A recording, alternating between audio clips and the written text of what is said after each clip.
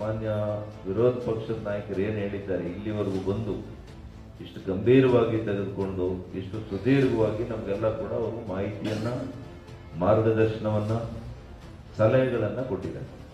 ಅವರಿಗೆ ಭಾವನಾತ್ಮಕವಾಗಿ ಸದಸ್ಯರಾದರೆ, ನಾನೊಬ್ಬ ಬಿಜೆಪಿ ಸದಸ್ಯ ಅನ್ನುವಂತ ಭಾವನೆ ಅವರಲ್ಲಿ ಬಂದಾಗ ಬರುವಂತ ಯಾವುದೇ ಚುನಾವಣೆಗಳಲ್ಲಿ ನಮ್ಮ ಪರ ಅವರ ಧೋರಣೆ ಇರುತ್ತೆ, ಮೃದು ಧೋರಣೆ ಇರುತ್ತೆ.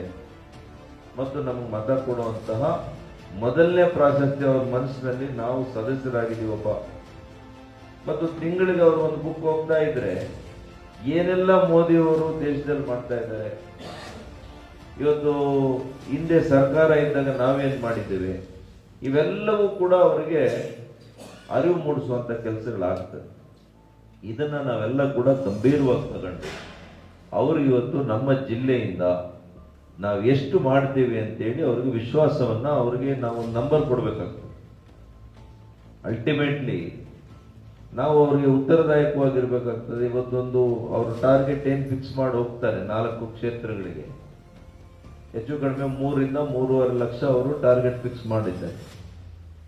ಇದನ್ನ ನಾವು ಮಾಡ್ತೇವೆ, ಇಷ್ಟು ದಿನದೊಳಗಡೆ ನಾವು ಮಾಡ್ತೇವೆ ಅನ್ನುವಂತ ಒಂದು ಮಾತನ್ನ, ಭರವಸೆಯನ್ನ ನಿಮ್ಮೆಲ್ಲರ ಒಂದು ವಿಶ್ವಾಸದೊಂದಿಗೆ ನಾನು ಕೊಡ್ಬೋದು. ಮಹಿಳೆಯರು 50% ಇದ್ದಾರೆ ನಮ್ಮಲ್ಲಿ. ಮಹಿಳೆಯರು ಸದಸ್ಯರನ್ನು ಮಾಡ್ಕೊಳ್ಳಿ. ಸಕ್ರಿಯವಾಗಿರ್ತಕ್ಕಂಥ ಮಹಿಳೆಯರು ಸ್ತ್ರೀ ಶಕ್ತಿ ಸಂಘಗಳಲ್ಲಿ, NGOಗಳಲ್ಲಿ ಅವರನ್ನ ಕೂಡ ನಮ್ಮ ಪಕ್ಷದಲ್ಲಿ ವೇದಿಕೆ ಕೊಟ್ಟು ಅವ್ರಿಗೆ ಕೂಡ ಮುಖ್ಯ ವಾಹಿನಿಯಲ್ಲಿ ಹೋಗ್ಲಿಕ್ಕೆ, ಯಾಕೆಂದ್ರೆ 50% ವೋಟರ್ಸ್ ಅವರು ಕೂಡ. ಅದಕ್ಕೋಸ್ಕರ ಇದ್ರ ಕಡೆ ಹೆಚ್ಚಿನ ಗಮನ ಕೊಡೋಣ. ಯುವಕರನ್ನ ಸ್ವಲ್ಪ ಹೆಚ್ಚಾಗಿ ತೊಡಗಿಸ್ಕೊಳ್ಳಿ.